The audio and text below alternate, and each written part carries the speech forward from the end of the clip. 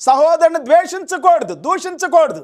నీ చుట్టుప్రక్కల ఉన్నటువంటి నీ సహోదరులు కావచ్చు, నీ సహోదరులు ఎవరైనా, బంధువులు, స్నేహితులు, రక్త సంబంధులు, సేవకుల్ని, విశ్వాసుల్ని, దేవుని బిడ్డలు దేవుడు అని పేరు చెబుతూ దేవుని బిడ్డలమని చెప్పుకుంటూ, మేము దేవునికి ఇష్టమైన వాళ్ళమని చెప్పుకుంటూ ఒకరినొకరు ద్వేషిస్తే కయ్యను లాంటి స్వభావం కలిగిన వారు పిల్లరా. కయ్యను తన సహోదరుని చంపాడు ద్వేషంతో, అసూయతో.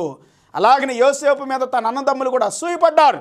16వ వచనం, ఆయన మన నిమిత్తము తన ప్రాణమును పెట్టను గనక దీని వలన ప్రేమ ఎట్టిదని తెలుసుకొనుచున్నాము. మనము కూడా సహోదరుల నిమిత్తము మన ప్రాణం పెట్టబద్దులమై ఉన్నాము. 1 యోహాను పత్రిక 2వ అధ్యాయము 8 నుండి 11 వరకు చదువుకుందాం ఇప్పుడు. మరియు క్రొత్త ఆజ్ఞను మీకు రాయిచున్నాను, చీకటి గతించుచు ఉన్నది, సత్యమైన వెలుగు ఇప్పుడు ప్రకాశించున్నది గనక అది ఆని యందును మీ యందును సత్యమే.